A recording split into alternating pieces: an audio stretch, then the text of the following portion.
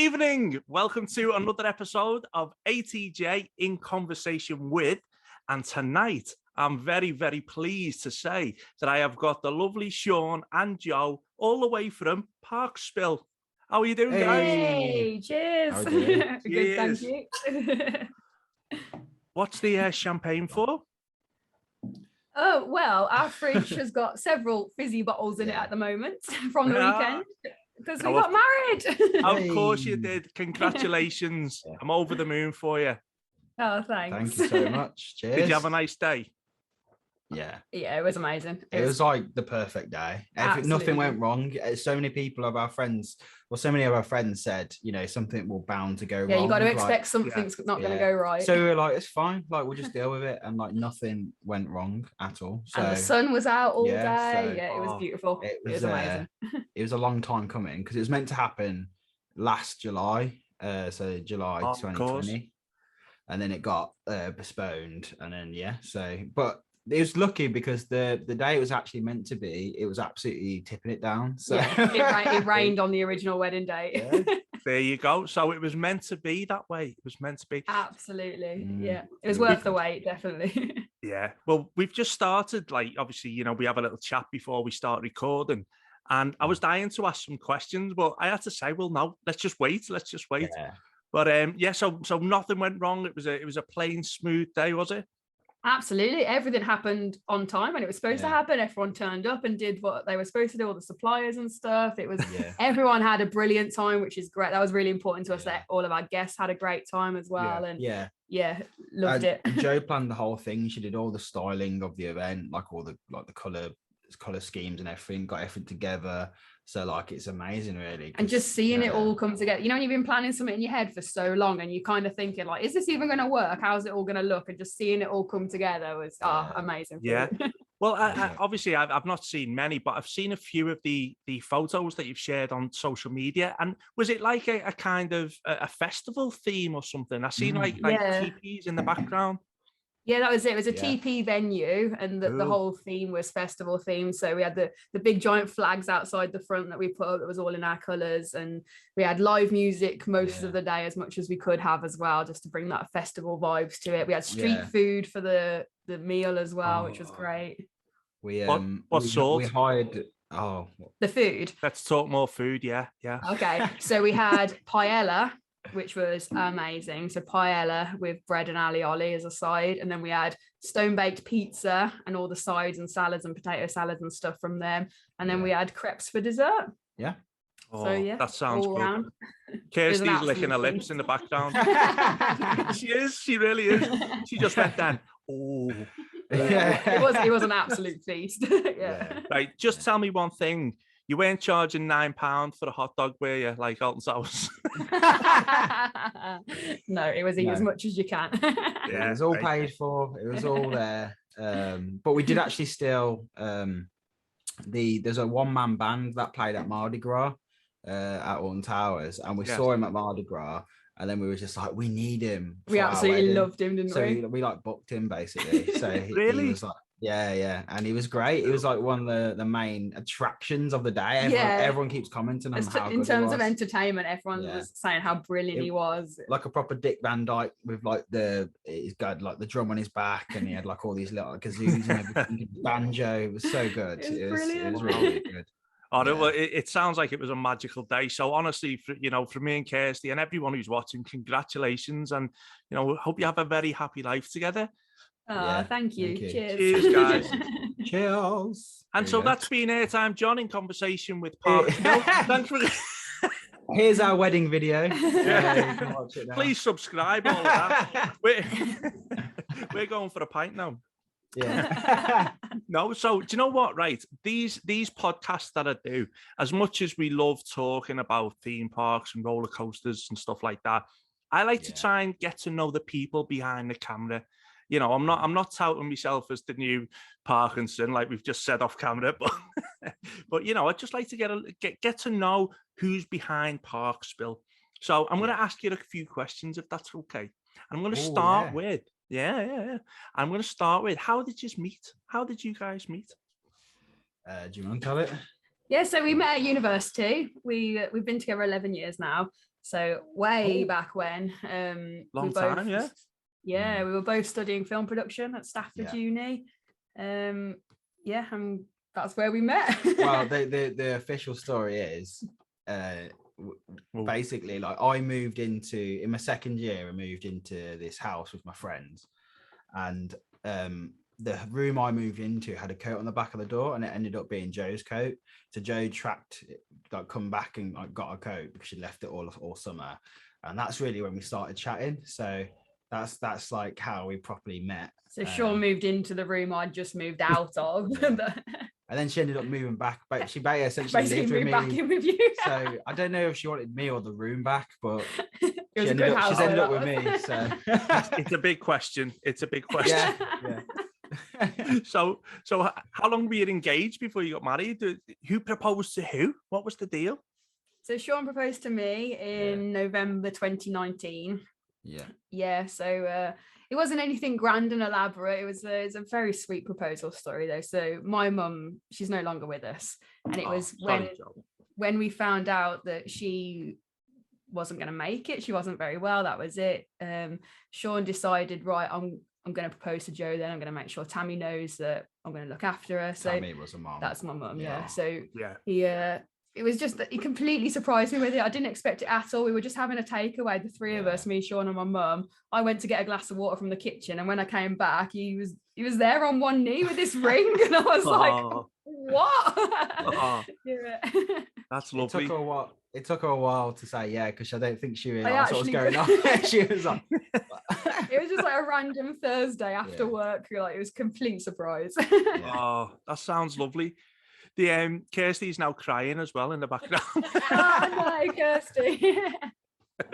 No, it meant a lot though that we've got that memory, and Mum was there with us for that moment. So. Oh, that's perfect. And you know, Joe, I just want to say a massive thanks as well, because I know like you've been through, you know, losing your mum, and you were very supportive to me when I lost mine in May. So as many people were, but thank you very much. That really meant the world to me. You're more than welcome. Yeah. But so do you know what I'd like to do now is I want to play a little game with you just for a bit of fun before we go into like, you know, the channel stuff and stuff like that. So you game for it? You're up for it? Yeah, go on. Right. Hang on. You know what's coming, don't you? Do you know what I mean? I'm that predictable. Oh, just knocked my camera. So we're going to have a little game of ATJ's Mr. and Mrs. Whoop, whoop, whoop, whoop, whoop. Okay, so obviously we don't have any buzzers and stuff like that. So what we're going to do is I'm going to ask you a question, and you're just going to point at yourself or at your partner, depending on what this you is going think. to end up in divorce. It is, yeah. That's the aim, yeah. It'll do brilliant for views, won't it? Let's be honest. Yeah, can you imagine? Right, so are we ready? Yeah, ready. Okay, now I need complete transparency here. I don't want any sort of playing it safe, okay? You've got to really go for it. Yeah, promise? I'm game. Promise. Nice one. Right. Who is the better driver? Yeah, I'd say. Oh, that was an easy one, wasn't it? Joe's driven since she was 17. I've driven since I was like 23. So she's got a lot of experience. I actually taught Sean how to drive. She taught me how to drive. Okay. So you possibly couldn't go against that, Sean, could you really? I mean, there's some days where I do think I'm a better driver, but I know it's it's got to go to Joe. Definitely. For what it's worth, I'm better than Kirsty, but we're not married, so you know I don't need to go there. Do you know what? I'm not going to do this for everyone, Kirst, don't worry. Okay, number 2. Who's the best dancer? Me. I think, I'm going to say me. I got some moves. There was a bit of uncertainty there. I don't think either of us are good dancers. I don't think we're either good dancers, but the difference is like I just don't care of making like a tit of myself, so I will just do whatever. So Sean will go for it, which is great. Joe really wanted to practice our first dance, and I was like, it will be fine, and it was all right. It was all right. What was your first dance, by the way, if you don't mind me asking? It's a song by a band called the John Butler Trio, and the song's called Just Call. They're very like niche band. They're like an Australian band. Yeah, they're quite big in Australia, so not many people knew the song, but they mean a lot to us. The lyrics like pretty much describes our relationship. So it's your song at the end of the day, isn't it? You can't. I often find that you can't cater for everyone else all the time. You've got to do what's right for you, haven't you? You know, it's the start of your life together. Exactly. Yeah, and we took that philosophy all day long. It was very much our wedding. It was, but we also had quite a lot of like entertainment for everyone. So what was the really we're going back to the wedding now, aren't we? Let's get on to the next question. So coming down from that high. I bet you'd have loads of this all day, by the way. Please make sure that you enjoy it, because it'll go like that. Yeah, and the entire build-up, that's all everyone said. It will fly by. It's the fastest day ever. Yeah. So make sure you take it in. It's just cliche after cliche, isn't it? A wedding day. But it's all true. It is actually all true. Yeah, I suppose it is true. But I don't know why you'd had a Scouse woman at your wedding, but anyway. Okay, number 3. Who's most likely to deal with a spider in the house? Every time. Although I got a big one the other day with the Hoover. If I can get the Hoover and just suck them up, I'm okay. But I will never pick one up. But I still think they're gonna like nest in the Hoover. Then, like, I don't think that's gonna kill him. And that was a massive spider as well. So mate, I'm gonna have to deal with it at some point. So. Yeah, I am terrified of spiders, like really, really badly. And if like the last year or so, I've just managed to be. Now I can't kill anything. I never have been able to kill anything, but I couldn't remove spiders. So I just had to be terrorized all night. But I've managed to be able to capture them now in glasses and paper and take them out. Well, that's good. Yeah. I still wouldn't be able to do that. Yeah, it's a big step for me. Right. Yeah. Number 4. I'm not saying that one. Kirsty helped me with these, and I didn't even see this one. I'm not saying. Oh yeah, you knew what's coming. No, I'm not. Honestly, I'm not saying. You are terrible. You caused murder. Right. You have to. I want to know what it is now. I'll tell you it off air, but it's. Put it this way. I didn't know Kirsty was so controversial. Wow. Right. Who's the funniest? Oh, that's a difficult one. I think you like we've got a very similar sense of humor, so true. I think we're probably both. We can make each other laugh. That's a bonus, isn't it? If you can make each other laugh, you'll have a happy marriage. Who's the best at saving money? Yeah, probably. You spend like there's no tomorrow. Yeah, well, I spend on things that need to be spent, whereas when you splurge, you just it's random stuff, man. It's random stuff, like sloth duvet covers, things. Hey, duvet covers are essentials. Yeah. Sloth duvet covers. Okay, right. Definitely. Who spends the most time on their hair? Yeah, me. I was going to go for Sean. Have you seen how curly her hair is? Like... Yeah, you've got lovely hair, Joe. You've got lovely hair, but I did honestly think it would be Sean. Sean literally blow dries it, sprays it, does that. I just put like hairspray on my hand and then go like that, and it's done. That's all he does. But it's one of them hairdos that looks like it's just you haven't bothered, but it's secretly took 3 hours. Do you know what I mean? Yeah. Could be. Some days it's real bad, but having a good hair day.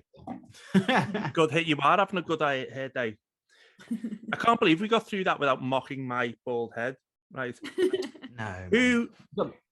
Go. Who is the most romantic? Go. Ooh. I don't know. I think we're equal. Yeah. Well, I said no playing it safe. I said no playing it safe, Joe. Maybe. Well, then me. I don't know if you are. I buy you presents and cards and stuff. Yeah, neither of us are overly romantic. We're not like when you were with someone for like 11 years, that the period of like being all romantic, it kind of you just become like best mates. I think that's it really, isn't it? Yeah. It's a really difficult one because like obviously like the first few years when you're in a relationship, it's something that you do it, and then And the thing is, me and Joe will probably come onto it in a bit, but me and Joe work together every single day. Yeah. So it's one of them where it's like not coming back from work and surprising someone. It's like, yeah, we're just together all the time. So it's a difficult one, really. Yeah. But what? I'd say equal, really. I'd say equal. I know that's such a rubbish Sometimes, answer. no, but listen, sometimes romance isn't like when someone asks you that question. Not that many people ask you that question, but it's romance to me. It's the small things, isn't it? Yeah. Like, Kirsty will do something romantic for me most days without meaning to be romantic. Like for me, romance is like where she goes, I'll go, where's me? Oh, they haven't charged me me batteries for me camera. And she goes, oh, I charged them. There they are. Stuff like that. I find that romantic. It's just being thoughtful at the end of the day, isn't it? Exactly. And, it's about being doing your part as well, like around the house and stuff. It's not just making one person do everything. Exactly. That's what I think it is. Right, we're getting too soppy now. Let's move on. I know, yeah. Where's the edgy questions? Oh, I don't do edgy. Sean, I told you I don't do edgy, mate. Kirsty does, clearly. But, no, that's a bad one. Oh god. Who's most likely to cry at a sad movie? Yeah, me. Yeah. Are you the emotional one, Joe? Yeah, I am, especially in more recent years. Yeah, I don't think you've ever cried at a film, have you?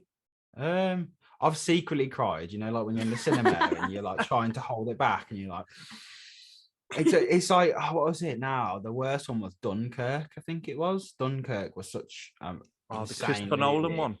Yeah, and like, oh mate, that one got me big style.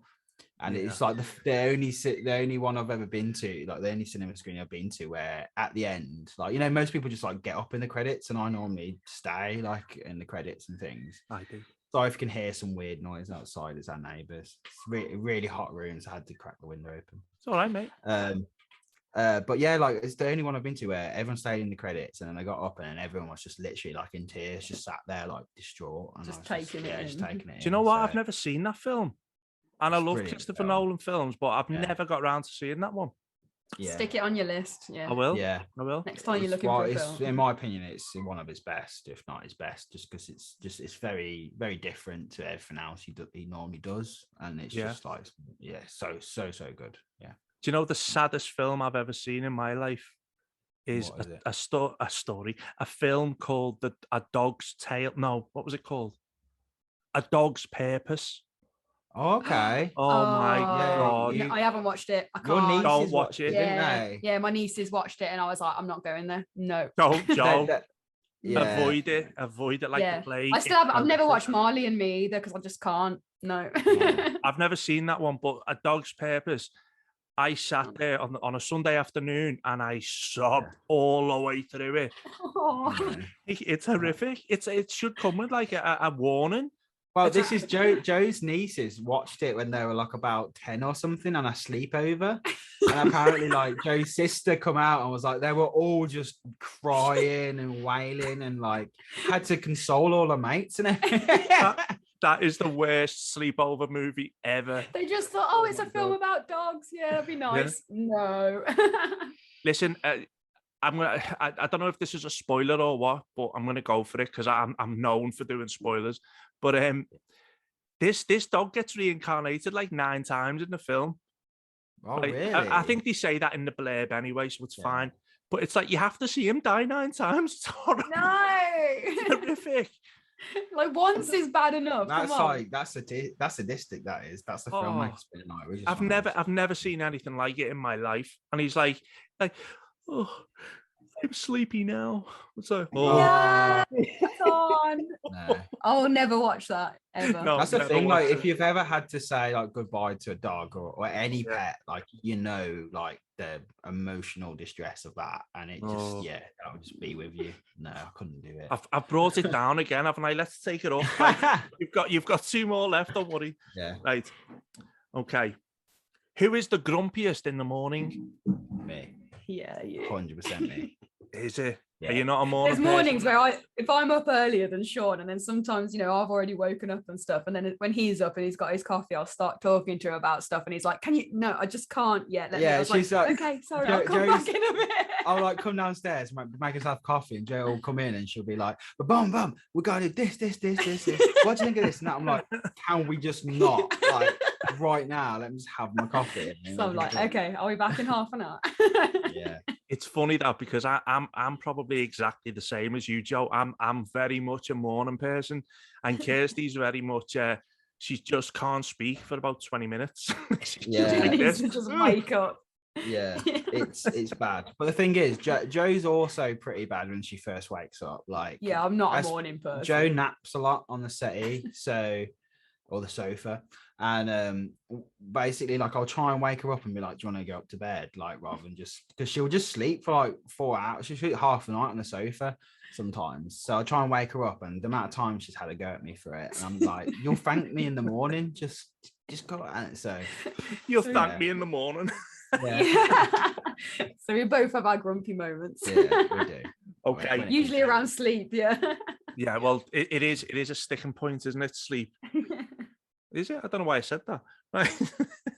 Right. Apparently last one. I need to find one that's not inappropriate. Kirsty, thank you.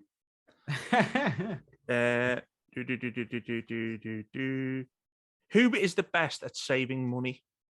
You've said that one. Have I? Yeah, we did have that one. You said that one.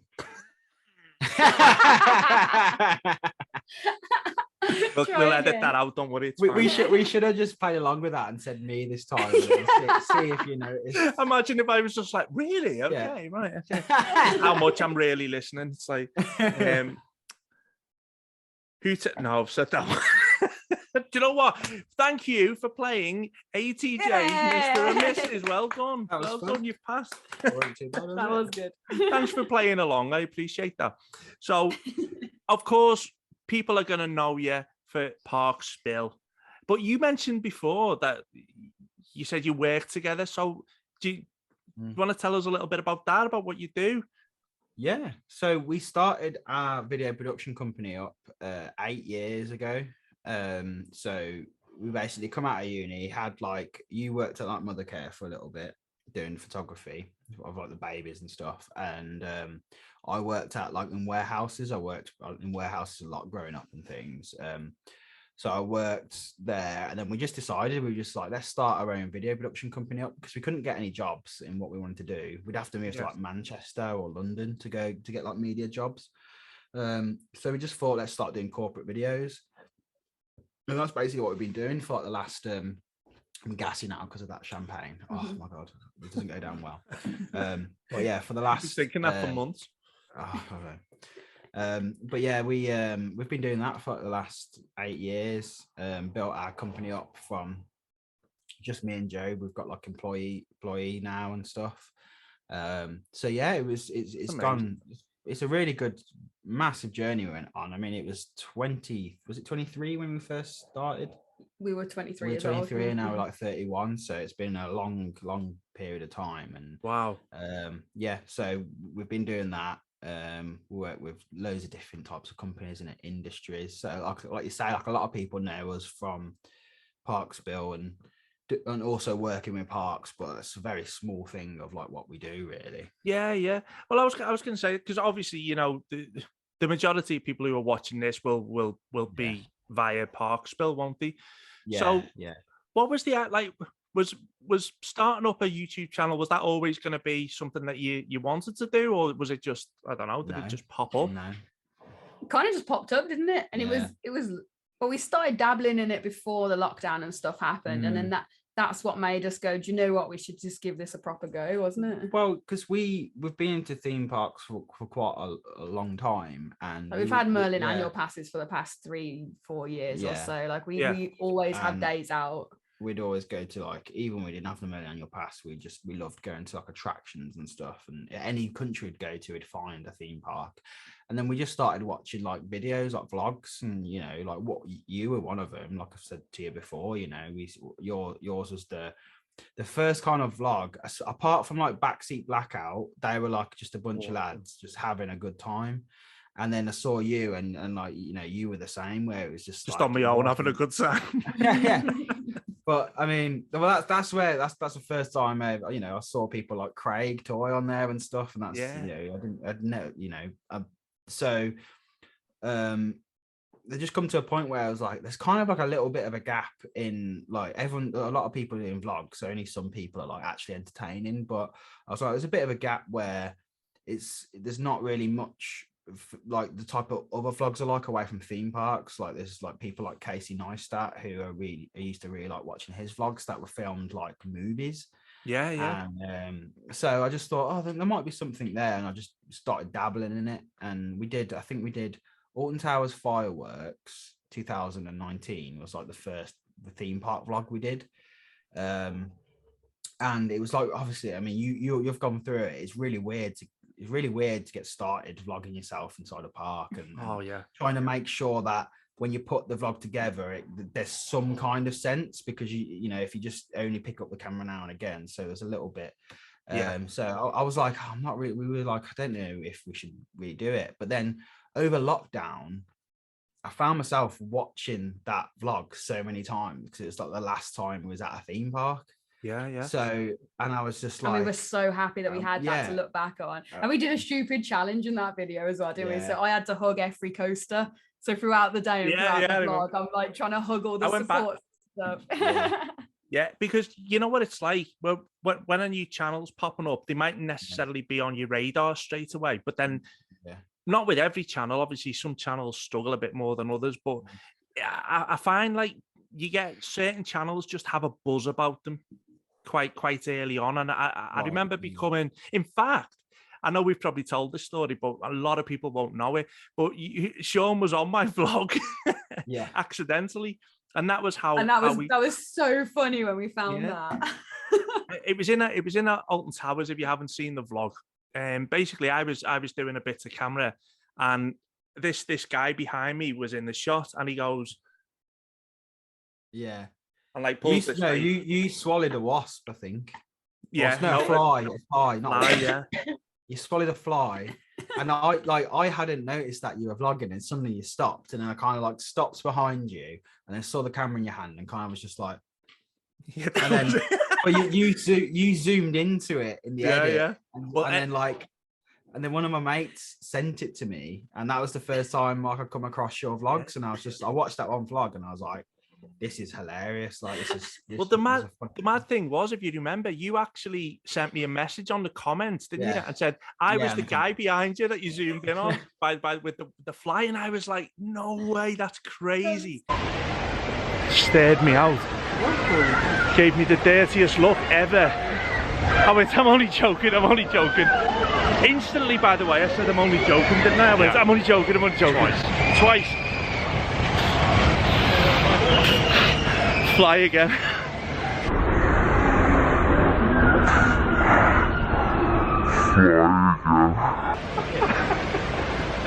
So and then that was like the sort of first time. But you didn't have the channel then, did you? No. Because that was the day we met John Wardley, weren't it? Oh yeah, it was the Nemesis. Because he was doing a great day for John's, clearly. Yeah. And but yeah, like that. So I put the comment in because one of my friends sent it to me and was just like, "Oh, you're in AirtimeJohn's vlog," and then I was just like, "Okay, well, let's have a look at this." And then I saw it, and it was just like, that's mad. I love that. So weird, isn't it? Yeah. I love that about your vlogs, though, is that you don't cut funny things out, like mistakes and stuff like that. I've been with some vloggers where I've seen something happen that's really funny, and then they've cut it off, and I'm like, "But why would you cut it out?" I was like, "That was like a really funny moment." And that's why we always put like everything in our vlogs. That's just even if it's embarrassing to us, we'll just be like, no, but that's still funny though. And we have a rule that we never retake anything. So if you're doing a piece to camera or something, we never redo it. It just goes however it goes, and that's it then. Honestly, that's basically my ethos as well. Is I said that from day one. I said I want to be the channel that's so bad it's good. Do you know what I mean? And I've actually been described as that genuinely. So I've kind of won. I'm made up. Yeah. But no, I'm exactly the same. For me, I always think it's gold. If something goes wrong, it's gold, because you can't get them reactions. Like you just can't fake them. And, you know, I think there is sometimes like there are people that try and play up to things, do you know what I mean? But you can tell when things are natural, I think. I think everyone's got like a persona on camera, just because if I was to film myself, like just being normal, it'd probably be quite boring. But exactly, you at least turn it up a notch. Turn it up a little notch, yeah, and then do that. But I think that's normally just when I intro a vlog, because every time like I'm intro, I'm like, oh god, okay, right. It don't matter how many times I've done it, I'm like getting myself pumped up. But then after that, it's just like natural. Yeah. And that's why I love the last vlog we did at the Weekender in Blackpool for the Pleasure Beach Experience one. That was just so good. It's my favorite vlog we've done, just because it had loads of different people on it, and it was just constantly just like reacting, and like funny things were happening, and it wasn't forced at all. And then and that's it really, isn't it? It's lovely, isn't it, when you get a vlog that you are genuinely really proud of. I think it's so rewarding. Yeah. And sometimes, I don't know if you guys find this, but sometimes it's not necessarily the vlogs that do well, you know? No, which is mad. Like you'll have like one of your lesser vlogs, which is like a bit shoddy in your opinion, and it'll have like, you know, it'll smash it, get like 1,500 views or something, like in the first couple of days. Well, our biggest video on our channel is Efteling. So we've got 2 Efteling videos. We've got the vlog, which is obviously way better because it's a vlog and I filmed in the park and stuff. And that's like the second biggest video. But then the first one we did was in lockdown, and it was just us literally in this room talking about our review of Efteling. And that's like, I think it's on like 90,000 views or something. And I'm like, it's insane. That one absolutely blew up. I don't understand it. And I'm like, this is an actual vlog on and the it's channel. us just chatting about Efteling and our memories there. And when we went for that trip in 2019, before we had the channel, I just had like a little camcorder with me and I was filming bits and pieces. So we just had little bits of shaky cam footage in between it as well. So none of this Parkspill cinematic stuff. It was just very raw. And for some reason, that's our best video. So you never know. It doesn't make any sense. You never know. You never know like what's going to connect. But like you've just said about the cinematic things as well. And I think, but I've said this to you before, Sean, but I think that what's brilliant about and you, Joe, what's brilliant about the channel is that it could just be all about that, couldn't it? Really, you know, it's nothing. They look great and they're very impressive, but if you two were dull as dishwater and had no charisma, you wouldn't keep getting the views. Do you know what I mean? Yeah. People. I think people come for the cinematics, but they stay for you. Do you know what I mean? Well, that was kind of what we hoped would happen, because we thought, you know, the cinematics are good and they're great and people would watch them, but we wanted something to bring people back to it, and we thought, well, we're going to have to vlog. Let's just give it a try, see how it goes. And actually, we love it. I said right from the start, didn't I? I said it's like no one's really doing this start, because it's not just the filming for me. It's like the editing. Like it's like editing in like almost like a music. It's basically a music video at the start, but it's an intro. And I was like, it's not going to be long until like someone else comes and does that, like even like, you know, better than us. Because there's lots of talented filmmakers who could do as good. Yeah, literally. Sure. And they could do that, and people are now. There's some amazing, like something I want to claim a little bit is that I did start off a little bit of a trend, and I don't think it's a bad trend, because I just feel like before everyone would just do the same vlog. Do you know what I mean? Like everyone would just be like, I'm going to this one, I'm going to that one. And if you haven't got like the humor like you have, John, you know, it's like self-deprecating humor at times as well, which is, you know, that's a good thing to have, really. But yeah, like it was just all the same, and I think now people are like thinking like, oh yeah, you could make that style, and that's the kind of stuff I want to see. Like because I'm a filmmaker, I want to see like nice shots of coasters. So when people sometimes go, oh god, this person is competing with Parkspill, I'm like, it's not competing though, are we? I'm like, the more people do this, the better. The better it is. At the end of the day, at the end of the day, you know, a coaster montage is not. It's not a new thing, you know. It's just that you happen to do them. You two do them particularly well. Is that would you say that's fair? Because I don't think, you know, you're certainly not the first channel to do that kind of thing. But the way it's edited and the way it's filmed is what makes it stand out. Well, that's it. But we had 6-7 years experience of video production before we even started the YouTube channel. So, you know. Yeah. I think, and that's it really it's like, it's what we want to capture is, I think I remember watching one of your vlogs, John, and you said what you wanted to do. I think it might have been one of your first ever vlogs, because I went back and watched everything when I found you. And yeah, you kind of introduced it. I was just like, look, I'm not like, I don't know all the facts, I don't know all the figures, but sounds like the same as me. Like I try and learn things and it just drops out of my head the next day. Like I can't retain the information. But you were just like, I just want to show like what my day is like, or represent like this moment in time, the best of my ability, just capture that, not necessarily like how great this coaster is and blah blah blah. It's like actually just trying to get a typical day at a theme park anywhere in the world you go to. And that's kind of like what we were aiming for in our like cinematics as well. It's not just about the coasters, it's like that feeling that you have, very much trying to capture the atmosphere, isn't it? Whatever it was on that day, what the atmosphere was like in the park.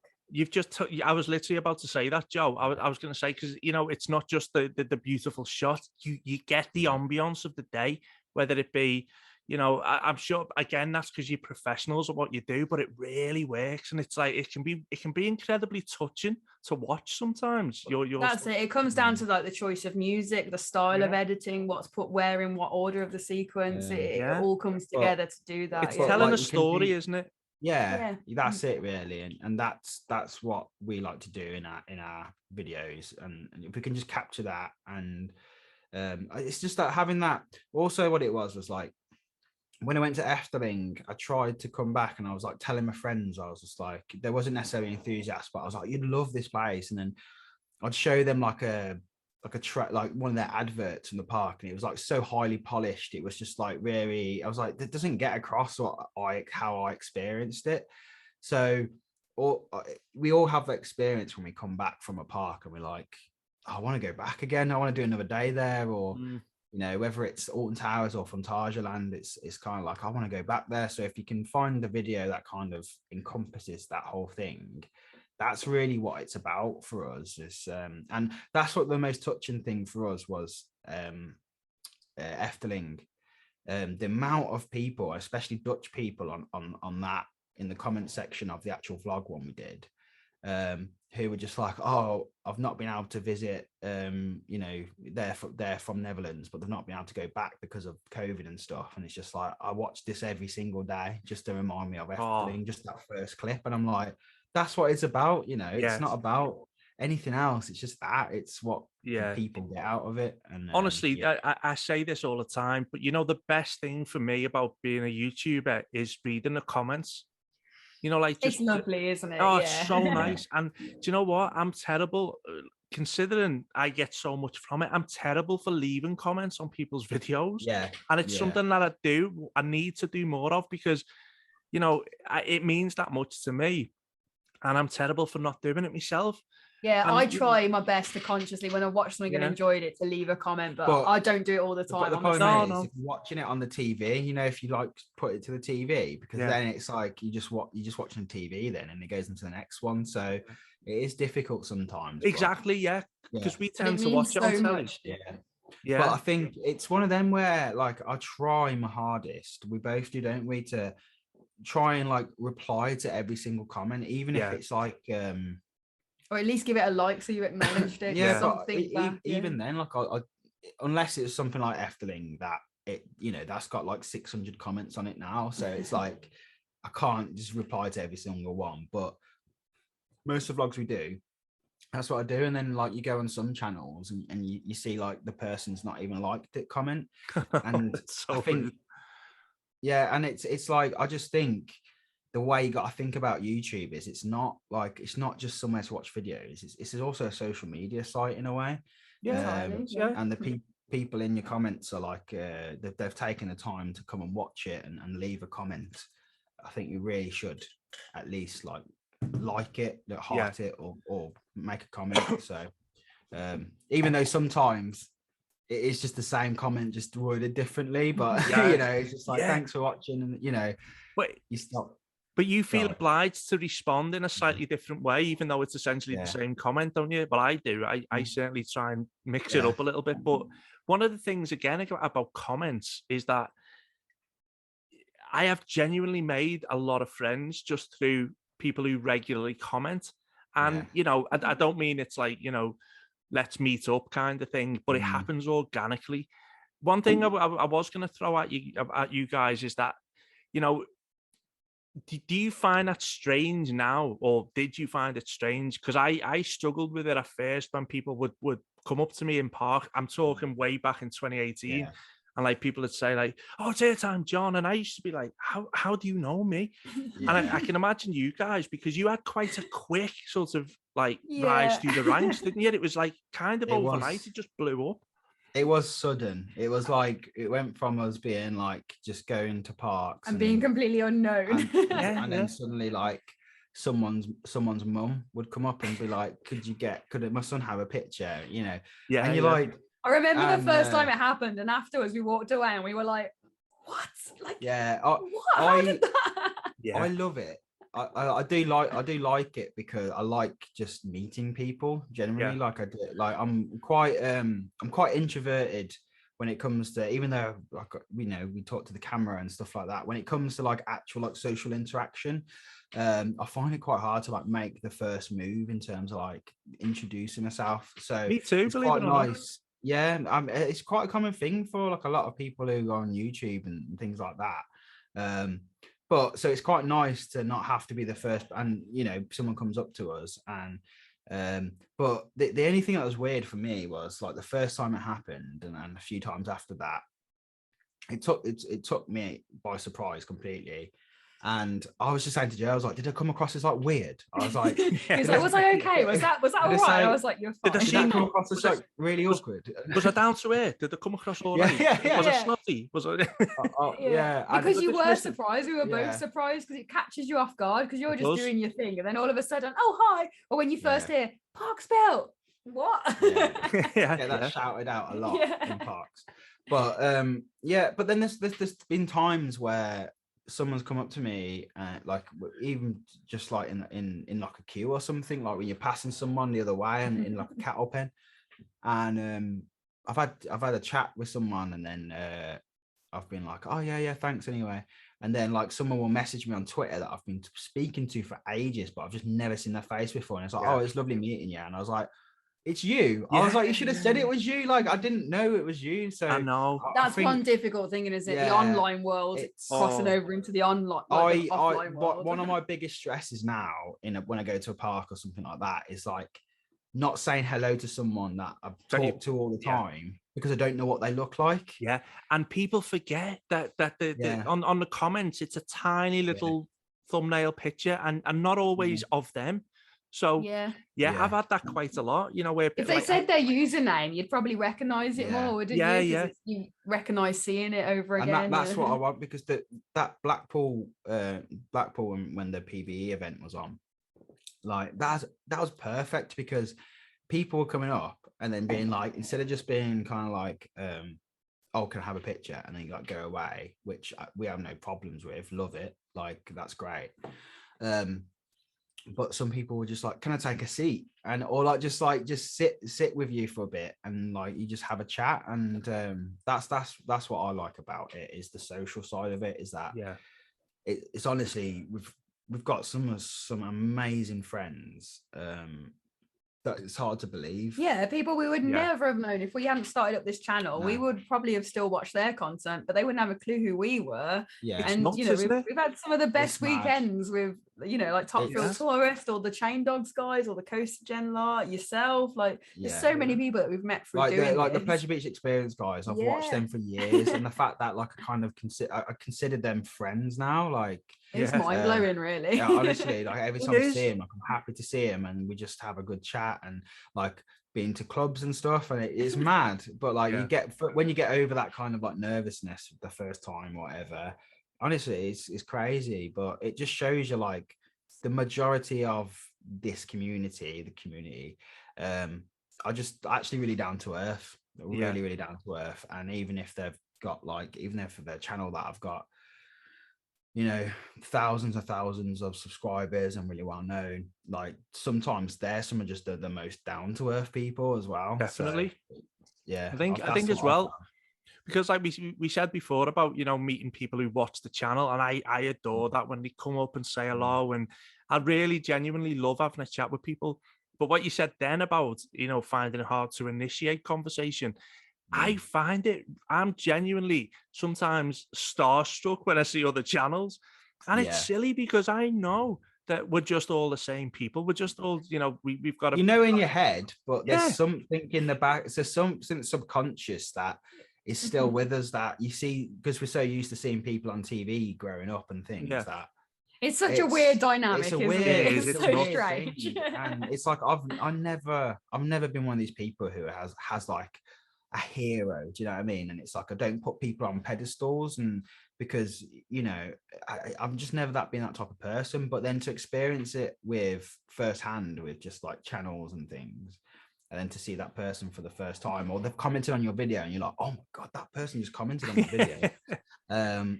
Yeah, it's a weird one, because we've had people comment as well, like, oh, I was too shy to come and say hello and stuff, and it's like we totally get that, because we would have been the same, like we, for other like channels and stuff, we wouldn't have gone up and said hi to people. So totally get it. We never did that. Like if we saw someone in the park that we knew from a YouTube channel, we never would have gone up. No, I never did. I'm more likely to these days, but back a few years ago I wouldn't have, because I always felt a bit, you know, I don't want to bother them, but I'm like that intrude on their day. I'm like, but it's not like that. It's like, come and intrude. It's fine. Don't worry. Yeah, exactly. The only one thing that I have had like a bit of trouble with, and this is probably a controversial thing to say, is that sometimes, you know, when like you might be with someone, like, you know, like let's say me and Kirsty, and someone might come over, but then assume that they're going to spend the whole day with you. That can be a little bit awkward, because I think what some people, this is very, very rare, but it does happen. Like, I think some people forget that they are a complete stranger to you. And in this day and age, you've got to be very careful with, you know, potentially who you're mixing with that you don't know.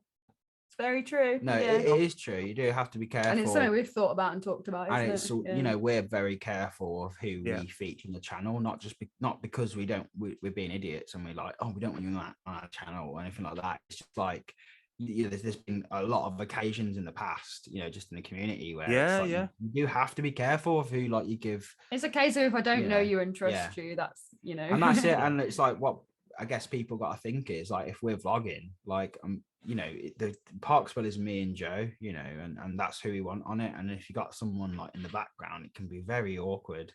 But I just think it's, to be honest, we're quite easy. Like we'll meet people and we'll be like, yeah, we want to spend a day with you or whatever. But I think it's that thing where you have to be invited.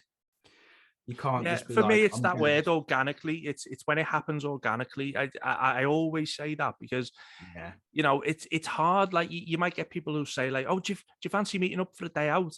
And the conversation mightn't have even really been more than a comment, one back and forth. You know, for me, it just takes a bit of time to have the trust or desire, if I'm honest, to want to meet up with a complete stranger.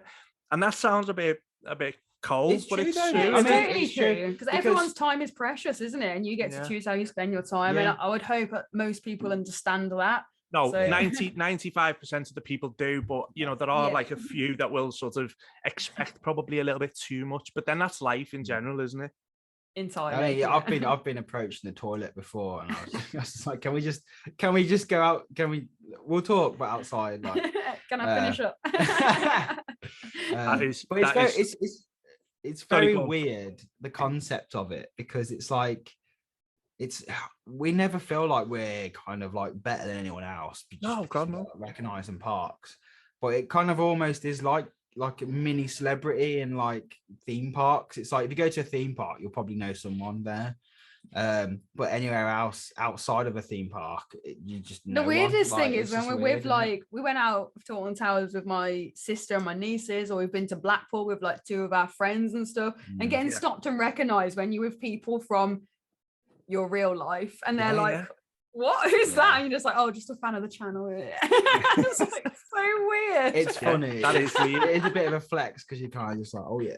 But the strangest thing. I love approaching because I still watch a lot of vlogs. Like I've always have, and I probably always will, because I like seeing people's days and how they reacted to certain rides and things. And so I've had it before where I've gone up to someone and been like, oh, I like your channel, and they're like so surprised. So I love doing it to someone else as well, because it's a nice feeling, especially early on, when someone like you're like, what, you've actually watched it, because you just see numbers, don't you? Yeah, of course. So you see numbers, and sometimes you see something, you like 200 views, and you in your head you're like, well, that's not many, is it? But then if you actually think of 200 people, that's a lot of people. Yeah, it is. Yeah. So it's nice doing that. Do you feel that being YouTubers has helped with your like confidence and stuff in general life? I personally feel it's helped with my social anxiety so much. And I'm my job is I'm an actor, and I'm quite confident when I'm in professional mode. But real John, I keep hitting me, Mike. But real John has suffered with social anxiety all his life. Yeah. So I'm not saying you guys have, but have you found that it's helped with your confidence when you're out and about? Definitely. We've both had social anxiety. We're both that kind of people, you know? Yeah, we are like, it's weird because like when in our job, like, you know, when we're doing video production, I've had a lot of experience of like doing like business networking. So like I would just go to a random event. It would be full of different businesses, and you had to go and talk to people. You just had to, like, it's so against everything in my head. But and the public speaking aspect, standing up and pitching yourself in front of a room full of random people, doing like elevator pitches and things. So I had that, but then had like 2 years of not doing that. So for me, I think it's different, because when you're in like that business situation, you've got something naturally to talk about. Whereas if you're in, like, say you go to a wedding and you sat next to like just some people you don't know, you got to think, oh, how do I start this conversation? Oh, I'm just not natural at it, you know. It's small talk is the worst, isn't it? Small talk is so bad. But what I like about what we do is that if someone comes up to you in a park, you've naturally got something in common. You can just talk about your hobby and your passions and stuff. Oh, that's easy, isn't it? Yeah. But something, coming back to your question, sorry. When I did my speech, my wedding, my speech at the wedding, I was really like shitting it. I was bricking it. Sorry, I shouldn't swear. I was really bricking it. And I was kind of like, I've not done public speaking in over 2 years because we've not been able to have like go to networks and things. But then it just was so natural, and I did it, and like I think I nailed it. He did. He absolutely smashed it. It was so good.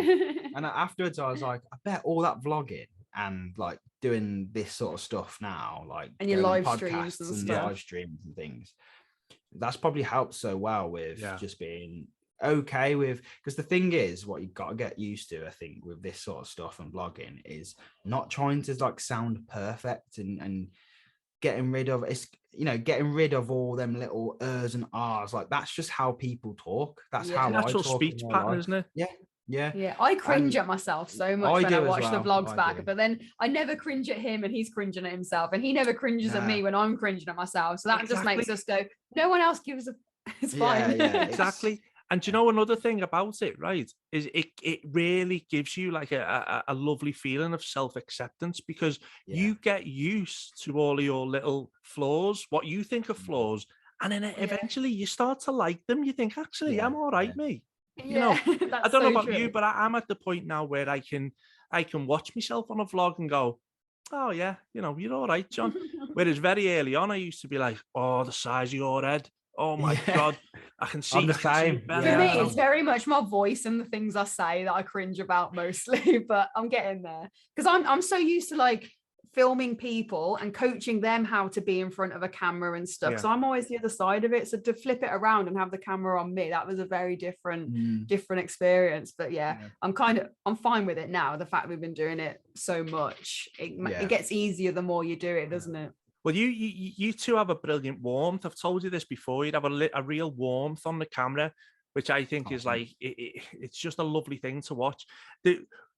The vlog in Efteling, I remember messaging, I think I left a comment, said I really want to go to this park now because it was just a beautiful vlog.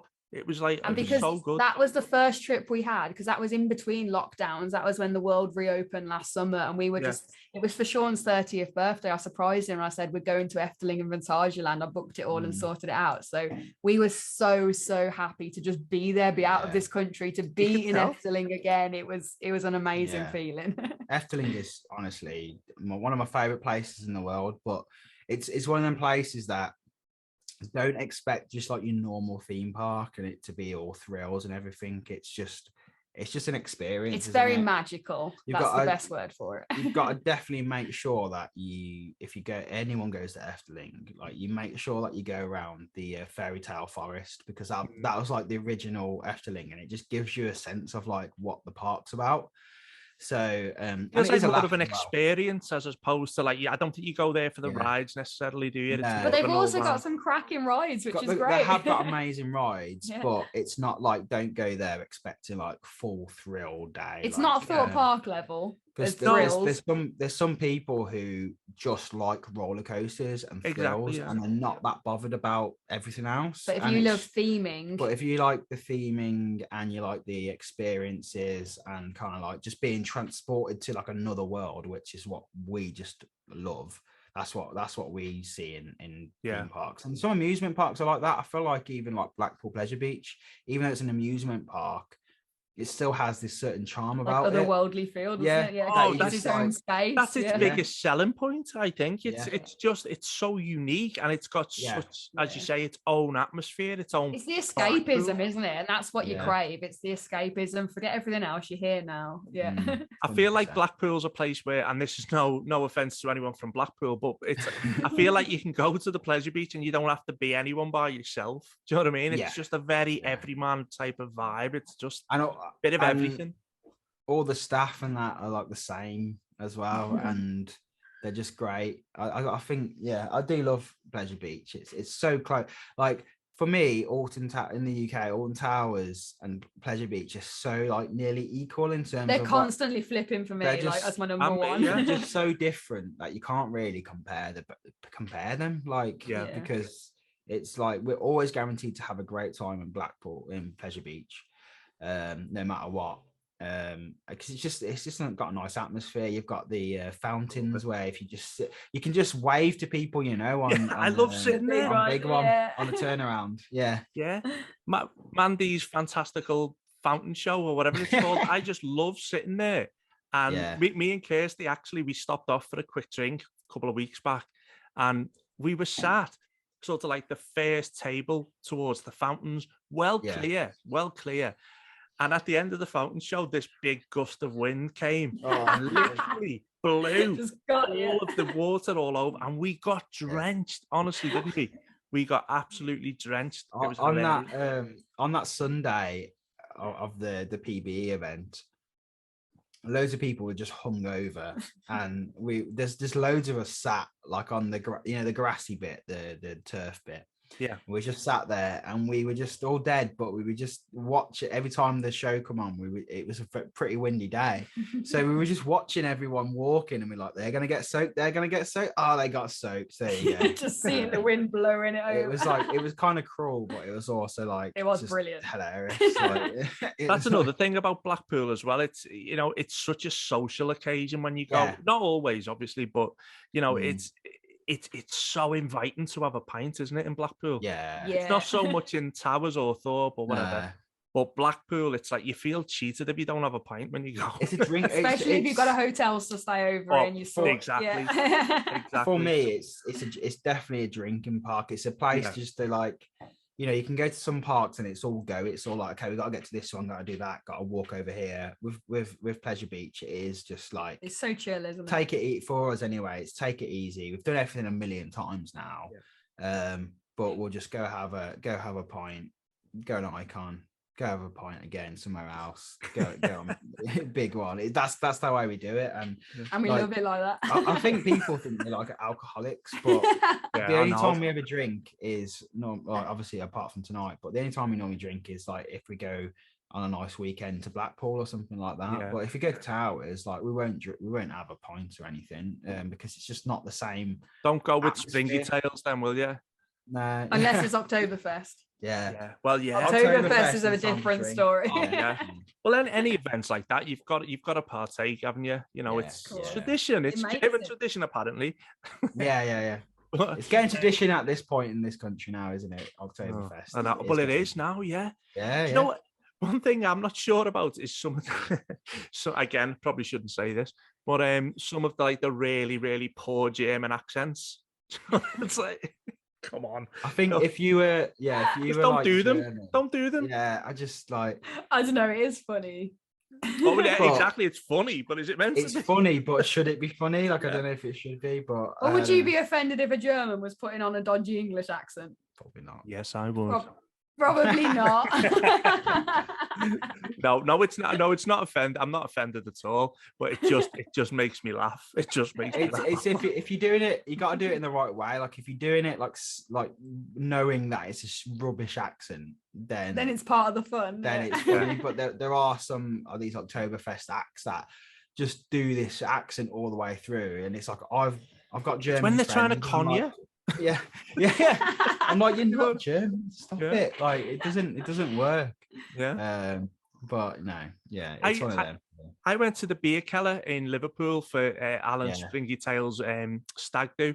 Now, what I liked about that is they'd done the whole first act in character as this, and then in the second half, he was like, "Anyway, well, put your hands up in the air. We're gonna have a laugh tonight." And I like that because it was like, okay, we're breaking character now. Do you know what I mean? It's a performance. But I feel like when they try and con me, don't like it, mate. But the Bavarian stompers that they have at Blackpool were very much. Oh, they were brilliant. They were very much like taking on the character, but then being themselves at the same time weren't they? They were great about it. They were doing like Irish folk songs and stuff. Like they weren't even doing German songs, but that's kind of part of the fun, isn't it? And I thought that was fantastic. That show, it was really fun. They were brilliant. Yeah. Well, we've seen them a few times before they started playing at Pleasure Beach because we've gone to Oktoberfest events loads, haven't we? Before the parks even started doing them because we just really like them. There's a local one to us in Lichfield, and they always have the amazing Bavarian stompers. So we already knew this band and how awesome they were. So when we heard Blackpool had booked them for last year, we were like, "Oh my God, yes!" Yeah. See, I didn't get to the Oktoberfest last year at Blackpool at all. So you missed it. Yeah, I didn't go at all last year. So it was a complete new experience, and I love the hub. Thought that was great. The hub is wicked, great, isn't it? Yeah. I obviously I'd wish, like, while Mouse was still there, but I think it's a nice replacement in terms of like having. It just feels kind of separate to the park, but you're still in there. It's a really good event space, isn't it? Yeah. It is, yeah. Do you know what though, Sean? I'm going to disagree with you. I am one of the only few enthusiasts that I'm not bothered. That's gone. Yeah. No, really to be honest, there's a lot of people like that who were just like, let's be honest, it was a bit of a death trap. Like it was an accident waiting to happen. I never did it, but I wish I had. No, I think I used to love it when I was a kid, but then I had a really bad ride on it, and I thought, actually, I think I've broke my back, and it was a genuine I think I've broke my back, and I just went off it, and I was like, no, something's gonna happen here. But I mean, nostalgia-wise, God, I miss it. But yeah, it's But theme parks are not museums, are they? That's what exactly. I have to remember. Yeah, exactly. Remember that. Exactly. Yeah. Right. So what's next for Parkspill? I don't want to. Can I just have a quick toilet break, and then we'll resume? No, of course you can. I'm going anyway. Joe can tell me all about it. Don't ask me. I'm not the mastermind. So what's the sort of roles, Joe, when it comes down to, obviously, because you're both professionals, so who takes control of like the post-production side of things? So business is very different to YouTube. YouTube is very much Sean's thing, and he set it up and he wants to do it, and I'm along for the ride, which is great for me. Business wise, we both kind of take on our own projects. We have our own clients that we look after and deal with. And now we've got our editor who works for us as well, so we can pass stuff on to him that we don't want to do as well, which is great. So here's a project for you, sort that out. Well, so, I was going to say that actually about before when you were saying about having your own production company. I was going to say, is the YouTubing then not like a bit of a, what did he say, like a busman's holiday? You know, like where, like, are you not It sometimes kind of is, yeah. coming home from work and then you're like, oh, now I've got to edit this as well? And I think, but because Sean, for the Parkspill stuff, Sean does all the editing for Parkspill. And I think because it's combining his two passions, it's the theme parks and the video, actually it doesn't feel like work for him. He wants to get home and do, like, we'll go out, we'll get, say, like Scarefest or like a late night event or whatever. We'll get home at stupid o'clock at night. He's straight on the computer downloading the footage and having a look at what he's captured and, you know, starting the edit instantly. Yeah. So it's not even a case of, oh, I'm gonna have to do this now and it's all backlogged and I've got this workload to do. It's just, right, get on it.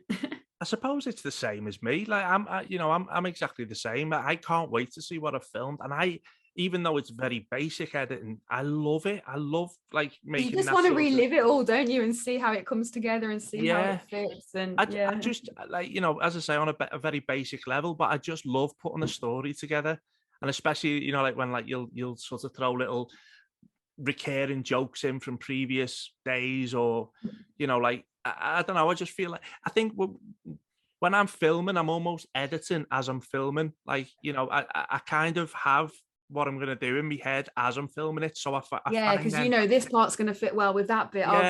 This bit's going to work really well with that. Yeah. It's not like I'm kind of, you know, I'm not like premeditatedly doing things, but, you know, I do think in my head, actually, I can make it a lot easier on myself if I do this, you know, and because one of my pet hates is shaky camera work. Do you know what I mean? When you watch a vlog and you get motion sickness. Yeah. It's so easy not to do that, and so many people seem to do it. Do you know what I mean? Yeah. It's such an oversight though, isn't it? Because when you film in it, you feel like everything's fine. It's only when you watch it back on a screen, you're like, oh God, what the hell? Yeah. Definitely. Yeah. But you've just said, Joe, about the Halloween stuff. Have you got any plans for Halloween yet? Well, we're going to be all over the place, I think. We've not really worked out our schedule or anything, but we've definitely got Tully's booked, because we pre-booked those. Yeah. Definitely got Scarefest opening booked. We're in Portaventura next week and their Halloween started, so we'll get in their mazes too, which is amazing. So good over there, Halloween. Yeah, we did it in 2019, the PA Halloween, and absolutely loved it. So really excited. So did I. I done it 2019. No way. Really? Yeah, it must have been close. We were there at the start of October, early October. I think, in fact, I'm sure we've had this conversation before. Maybe we haven't, but I think it was like, because I was quite new to the whole scene then, about, like, you know, being an enthusiast and stuff like that. Yeah. And I booked it just like last minute and didn't even give Halloween a thought. It was mad. Then I got there and I was like, we didn't think Halloween, about all the spiders and. Yeah, it was brilliant, wasn't it? When we booked it, we turned up and we was like, "Oh, it's Halloween here!" Like, and it's really weird to be in a place that's celebrating Halloween, and it's like so hot and sunny. Hot. And you're just like, "This is weird." And that parade that they do as well is amazing. Yeah, the parade's cool. Halloween, Halloween. Join it, Halloween. Yeah, I'm well excited for that. So that's going to kick off our Halloween season. And then when we come back, I think it's just going to be. Well, we're going to try it, because it's one of these things in this hobby, isn't it? It's like there's so much we want to do, but there's also, we don't want to go crazy spending money, because it can get very expensive very fast. Yeah. So yeah, I think we'll probably do. We've definitely got Tully's booked. We'll definitely be doing Scarefest. I mean, we'll be filming the Scarefest event the first 2 days. But then we'll be there on the Saturday to do it, because like the Thursday is like previews, so we'll be filming that, and then we'll be doing the Saturday just properly experiencing the mazes. Yeah, but it takes it a little bit out of it when you're filming them, because you've already kind of done them, so it's a bit of a weird one, you know. Yeah, but I can imagine. It's still different when you do it for real, because we got that with Toxic Junkyard last year, so we filmed inside the maze the day before it all opened, and we were so excited. We were like, oh my God, we get to see this early. Oh my God, we get to see it. And we went through and like, that was amazing, but we were working as we were going through. Yeah. So then when we actually did it for real as a guest and doing the walkthrough of the scare maze, we already knew what to expect. So we probably took a little bit something away, but we still loved it. It was so good. We'll be doing Fright Nights as well. Hopefully Extreme Scream Park. I'm 100% doing Extreme. That was amazing. I've never done Extreme. Oh, mate, it's good. It's so good. Like we did Scare Kingdom last year. Yeah, that's really, really good. Like in terms of like theming and everything, it's so good. But Extreme just has like a certain the atmosphere at Extreme Scream Park. There's just something to it. There's something that is really, and the Village Scare Maze is the best scare maze I've ever done in my life. Really? It's massive. It's like outside and inside, and it's different buildings. It feels like you're actually in a horror film. Like it's so well done. So if you're going to go to any extras, I'd recommend that one. Yeah. But see, you've just said it there about the money side of thing, and that's like one of the problems. It's me and Emma from Coasters on the Coast was chatting today, and she hit the nail on the head. She said, you know, it's all right. You book the events in advance, and then you forget. But I've got to get there as well for petrol. It costs a fortune. And then you got to eat because you're out all night, and you're gonna need a drink or something. Yeah. I think that's it. All adds up. And I'm really especially bad in the at, month. Like, I'm really bad at applying for like press tickets. I just don't like emailing people and going like, can we have like press tickets? And there's a lot of people in there at the minute who they're doing all the press stuff. I need to get better at doing that because they've all got plans. I'm doing the Blackpool one because I've done that. I totally forgot. I should not have forgot about that. Journey to Hell. Yeah, we're on that too. I will see you there then. And I'm doing Scare Kingdom as well because I've done one for them before. Not one for them as if like they've, you email them, don't you? Yeah. You know what I mean? Yeah. Like, that's one thing I've always had a laugh at in the past is when people say, "Oh, I've been invited along to," I say, "Well, you have, but you also emailed them." Let's be honest. Yeah, you've asked to be invited. Asked for the invite. Do you know what I mean? But I love doing it because you get a free ticket. Yeah, I just need to get better at it because I just never think to do it. I never think to email. And I feel like we're too late now. Anyway, they've probably already got the list on. Yeah, so I never think of doing it. But... On a serious note, it's if you're gonna go anyway, and if they have them preview events, that's what they're for. They're for people with channels to go and get content and for you to spread the word for them. Yeah, I'm dead honest. If I think it's not that good, I'll say. I've been honest in the past, and I will again. For me, it's more about integrity to the viewers as opposed to getting 100%.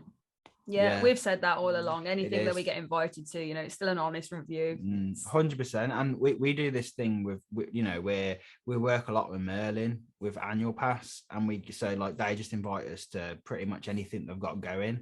And one of the things I said to him from the start, I was like, well, if you do this kind of partnership, can I be honest? And they go, well, yeah. It's like we need people to be honest. We need people to be honest so we can improve it. That's the whole point. Yeah. So you do get some people going, oh well, they've been invited, so they're not being honest. It's like not necessarily like. And the problem is when they have a different experience and they go, well, you were lying. Then it's like, I wasn't lying. Our experience was great. Exactly. And that's the problem, isn't it? Especially with scare attractions, is the person in front of you can have an amazing experience and you could be at the back and have a terrible one. Exactly. It's all dependent on what run through. And also people you're with, whatever it is. Yeah. And also what your sensibilities are like. You mightn't be easily scared. I jump at a pin dropping on the floor. Do you know what I mean?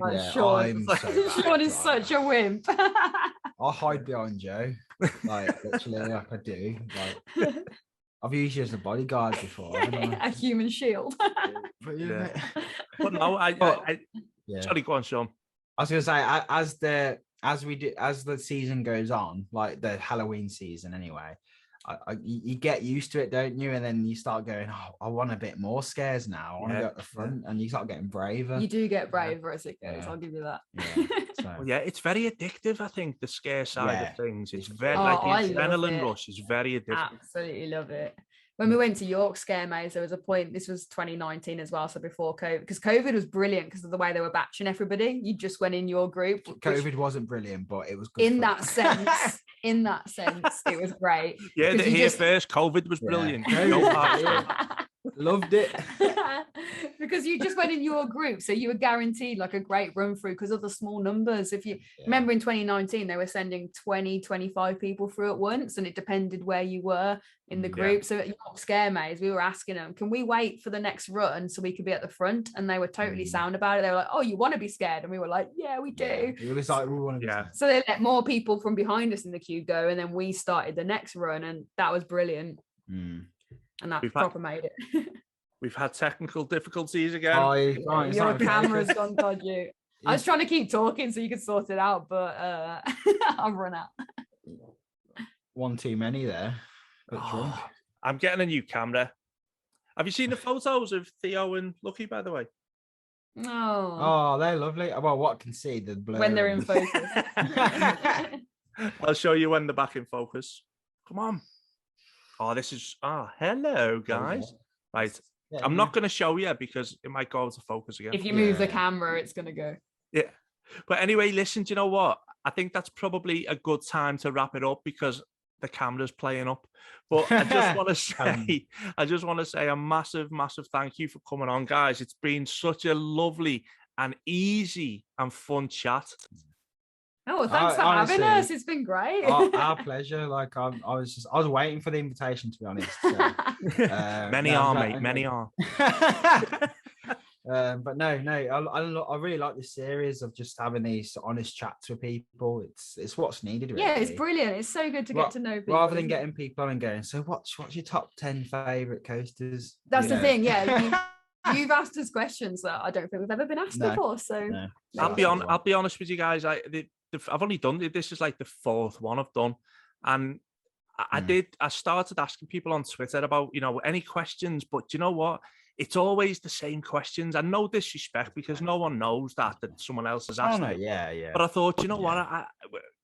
There's plenty of time to talk about coasters. I like to try and make this a little bit more, behind the scenes kind of thing. So thanks for coming on. Anyway, honestly, it really does mean a lot to me. Thank you. Thanks for having us. And there you go. We got through the whole bottle. Wow. Good work, Parkspill. Sorry, one more question before you go. And this was something I really wanted to ask. Why Parkspill? I mean, I know why, but was that always an idea to have that name? Or no? Took a long time to come up with it, didn't it? So when we first started, we were called Tripspill because I wanted it to be about the trips we went on. Yeah, because I was trying to think ahead, and I was like, I don't want to pigeonhole ourselves into just theme parks in case things change in the future or something like that. But then I just was like, nah, I want to do it about theme parks, and I think it's good to have a bit of a niche. I think if you try and be a bit of everything, it's just a lot harder. So the Parkspill come in, but it's the reason for Parkspill is it's a bit of a random name. I come up with it. And it was like catchy. It's basically like spilling the tea on your park trip. Yeah. Spilling. Oh no, it screams that out. I just wondered. Yeah. And I thought we both thought it was just kind of catchy. It was like it can kind of be fit in one, even though it's not one word. You can fit it in one word, and it wasn't just like a generic like theme park vlog channel, which everyone we wanted something that wasn't like anything else. Everyone just goes for like theme park Matt or just something like that, and I just thought let's just do something a little bit different. You were the first person to do airtime, so I thought you were there's a lot of airtimes now, but you were the original, I think. Oh no, but anyway, thank you so much. It's been amazing, and we must do a little day out sometime. I would 100%. Absolutely love that. I would love to do that because I know. Let's let Halloween get out of the way first because Diary's going to be booked. Let's do something soon. Definitely, because we only really met briefly, didn't we, at the Pleasure Beach event? But I'm sure there's going to be lots more fun days to come. 100%. So, congratulations again on your wedding. Thank you. Have a happy. Oh, by the way, have you been on your honeymoon, or are you doing anything for the honeymoon? We're doing a big trip next year. We're hoping to when things are calmed down a bit. We're nipping to Barcelona and Portaventura next week, so we got a bit of a mini moon, which is mini moon. Mini moon. Mini moon. Still a holiday though, isn't it? Yeah, any holiday is amazing. Awesome. Well, have a lovely time and make sure that you let us know how it goes. Anyway, so thanks for watching In Conversation with AirtimeJohn. I'm AirtimeJohn, and this has been the lovely Joe and Sean from Parkspill. See you soon. Bye. Bye.